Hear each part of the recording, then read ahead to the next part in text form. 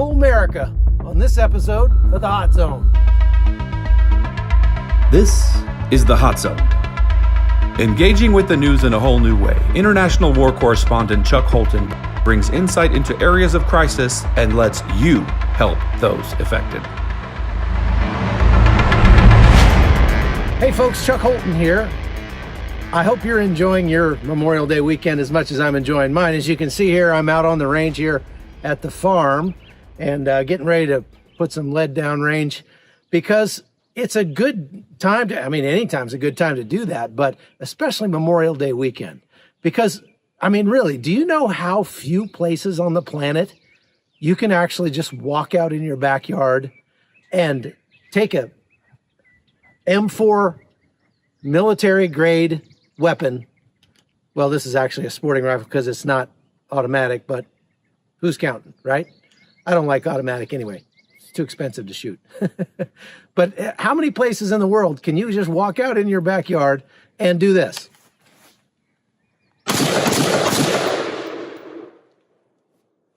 Not very many. And you got to celebrate that once in a while. And why? What better day than Memorial Day? Because it's the day that we celebrate the people who made it possible for us to be able to exercise this right. They didn't give us this right.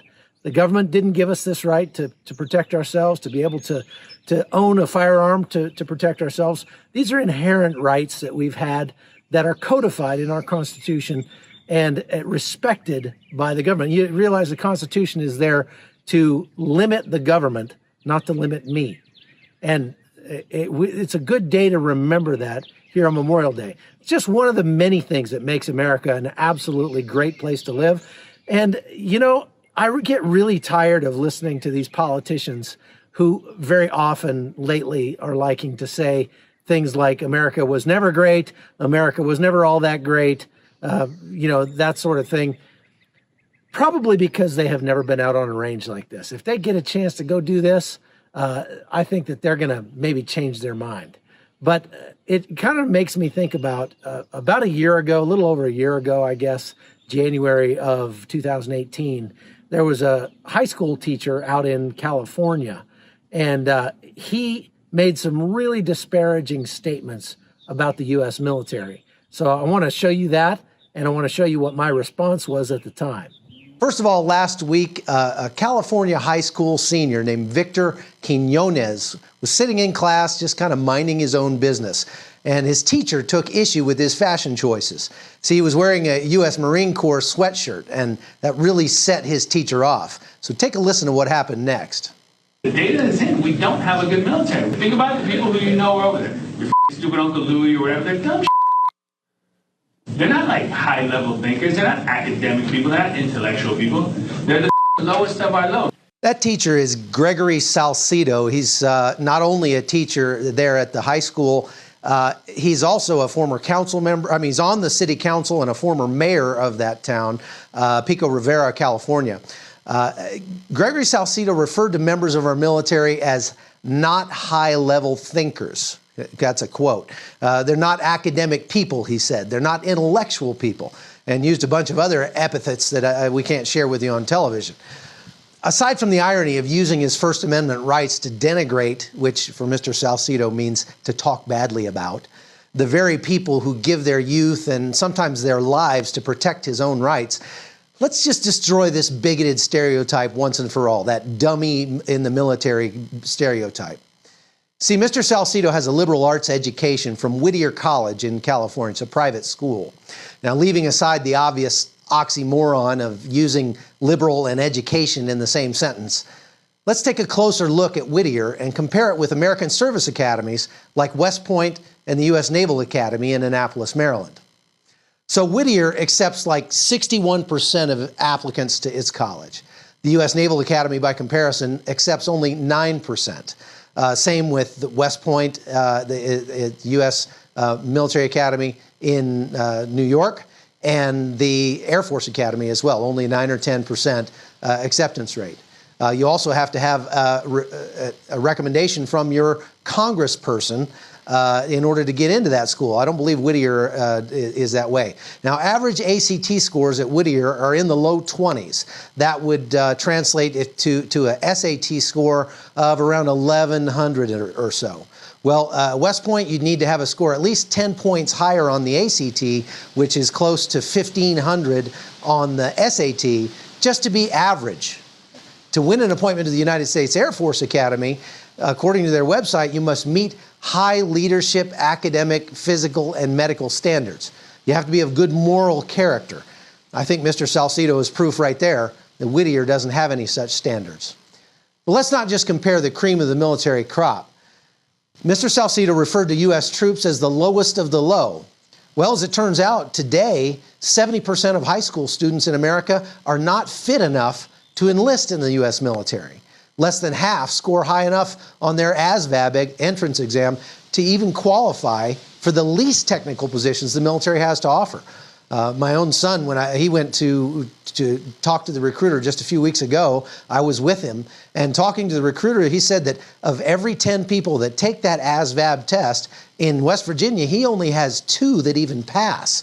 And, that's just a snapshot of the challenges or how difficult it is to actually get into the military today. In an environment where we're drawing down, today they're trying to grow, get up to 80,000 new troops this year, but in reality, it's not easy. In the U.S. military, we've got teenagers who help drive nuclear submarines. They're given responsibility for aircraft and vehicles worth tens of millions of dollars, and they lead men into life or death combat with professionalism and courage. These men and women confront America's enemies. They're so proud to do it. They don't need your thanks. But so these uninformed, ungrateful curs like Mr. Salcido, the U.S. troops do what they do so that guys like him can sleep safely in his bed at night in Pico Rivera County, California, and go to work in peace every day. See, in my opinion, Mr. Salcido is living proof that there's one other thing that's not being taught in most public universities like Whittier College, but it should be. It's the concept of honor. Honor simply means treating things of value as if they're valuable, treating things in accordance with their worth. But by the way he perverts his precious liberty to bash those who protect it, it's clear honor is something Mr. Salcido and those like him know nothing about. All in all, I'd say his profane rant, to me, is nothing more than an advertisement for homeschooling. Now, look, I think if you are the kind of person who really believes that the people who join the military are the lowest of the low, that either you are just very disingenuous or maybe intentionally obtuse or maybe just ignorant. Maybe you just haven't spent enough time around people in the military. And so I would hope if you know somebody like that, that you would show them this next segment, because I want to show you a leadership video that the military puts out, that it shows to its men and women to explain to them the kind of culture that the military is trying to foment in its soldiers. And I just want you to take a look at this. It's a long video, but it's very, very telling about the quality of people that we find in the U.S. military today. The Army profession is a trusted and disciplined vocation, serving under civilian authority to defend the Constitution and the American people. We provide a unique and vital service to society by developing and applying expert knowledge in the field of land power. When the Army demonstrates the essential characteristics of trust, honorable service, military expertise, esprit de corps, and stewardship, it builds trust with the American people and our civilian leaders that we're performing our mission in the right way. Our relationship with the American people is built on a foundation of trust, continuously reinforced as we contribute honorable service, demonstrate military expertise, provide faithful stewardship, and exhibit courageous esprit de corps. These are the essential characteristics of the Army profession. Trust is the bedrock of our profession, External trust is the confidence and faith the American people have in the Army to serve the nation in the right way, ethically, effectively, and efficiently. The American people depend on the Army to win its nation's wars. They see an American soldier, and they have an expectation, and it's our job to live up to it. We take an oath. That oath is to protect the Constitution of the United States, whether you're in uniform or a government civilian. Stressing the Army profession externally is about letting the public know that we're going to take the trust that you put in us and placed in us and freely give to us and use it wisely and employ it to not only make the Army better, but realistically to make our nation better and make America better. Internal trust within the Army is reliance on the character, competence, and commitment of Army professionals to live by and uphold the Army ethic. People want to follow people with character, do things right every single day, even when people aren't looking. Competence, it's what people look for and strive to be. It's what subordinates emulate in their seniors and superiors. And commitment, everybody will follow somebody that wants to drive to the end and get the mission done. If you don't have a profession, you don't have leaders of character, then you're not going to be able to exercise mission command. And fundamentally, you can't warfight if you don't have it. We have this trust that leaders will exploit the initiative, that because they understand the mission given to them, that they can direct, lead, and assess, and assume some risk, allowing soldiers to figure it out on their own. The greatest way I can build trust is to be honest in words and deed. If I tell them, PT is important, they expect to see me outside the next day doing PT. We are a family. We are a team. You will learn to trust and count on people, and people are going to learn to trust and count on you. Honorable service is support and defense of the Constitution, the American people, and the national interest in a manner consistent with the Army ethic. Honorable service starts from the time you take an oath to join the military. We exist to serve the interests of the American people, to support and defend the Constitution. Honorable service is doing the right thing even when no one is watching, doing what needs to be done without necessarily having to be asked or told, seeing what needs to be done and actually doing it.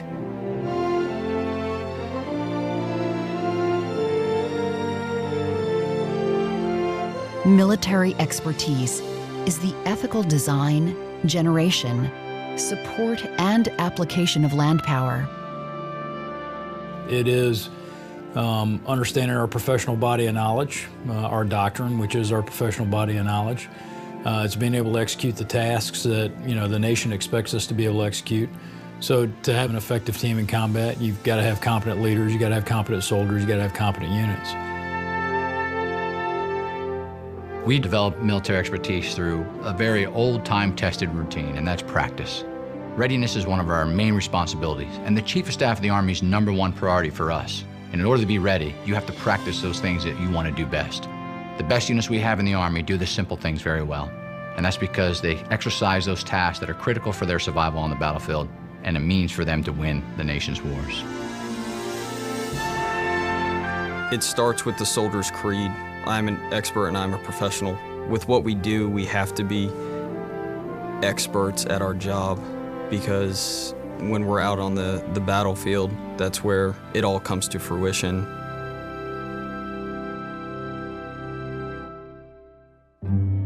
Esprit de corps is the Army's winning spirit, a collective ethos of camaraderie and cohesion within the team. It is embedded in the Army culture of trust and sustained by leaders at every level. Esprit de corps is more than the unit t-shirt that you wear for a run. Esprit de corps means belonging to something bigger than yourself. It's a sense of belonging, a sense of pride with your fellow soldiers in your ranks. And so it helps to complete the mission every day. Building esprit de corps into formations is an absolute combat multiplier.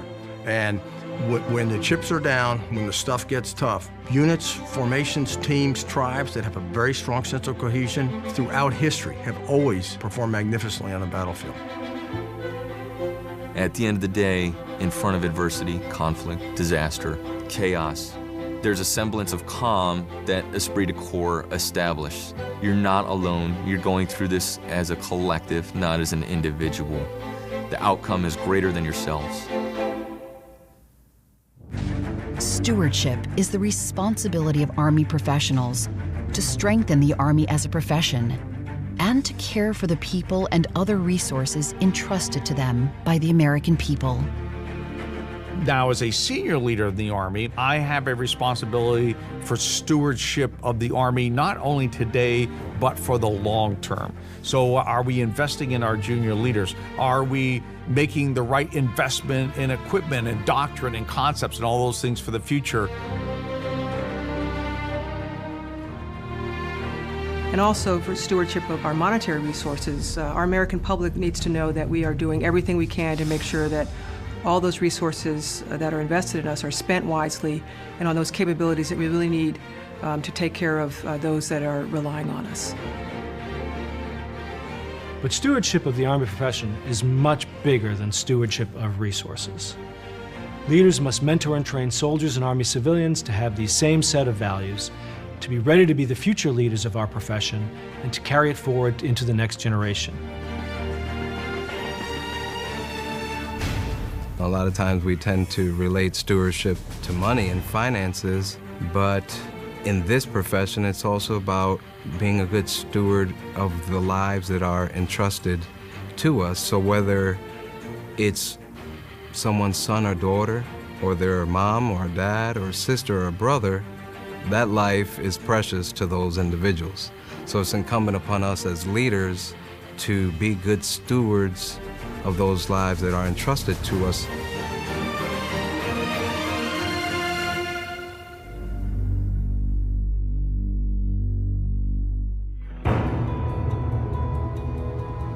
We are not a profession merely because we say so. Consistent demonstration of the essential characteristics establishes and strengthens the Army as a trusted military profession. The chairman of the Joint Chiefs once said, "We're professionals, not because we say we are, but because of how we serve." And so what I took away from that, we can say we're professionals all day long, but people can observe us, how we serve, how we conduct ourselves. And so having these principles, having a basic ethic that we live by, really solidifies that term of being a professional. It's not just what we say we are, it's how we act and how we live and how we serve. Make no doubt that the United States military is the most lethal force on the planet. But what you get when the United States Army shows up in your country, you're not just getting a lethal force. You're getting a force that has been trained with ethical standards and discipline. It has values that we embrace and we live by, and we are here to do what is right.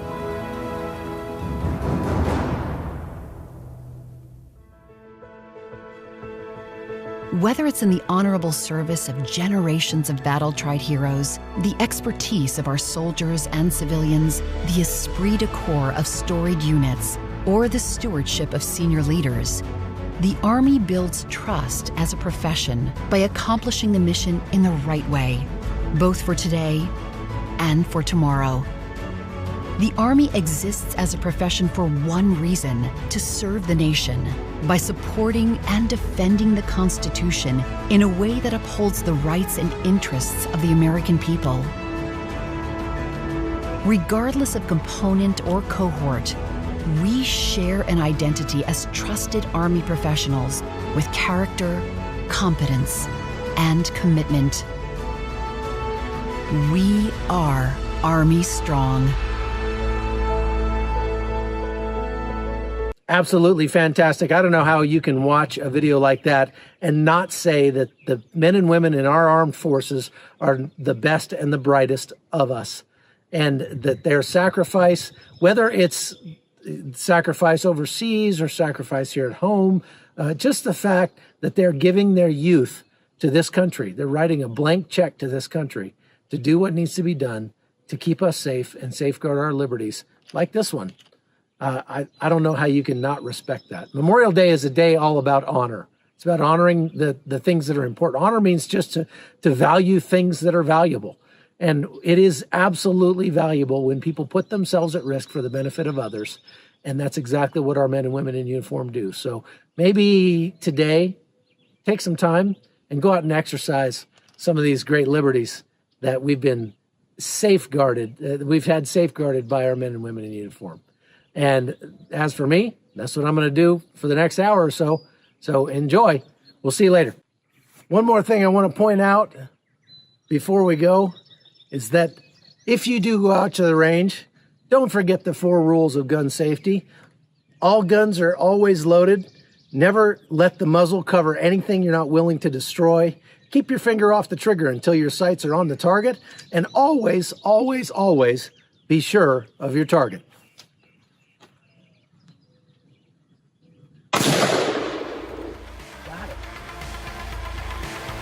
The Hot Zone is produced by Amy Holton and Livefire Media. Copyright 2019.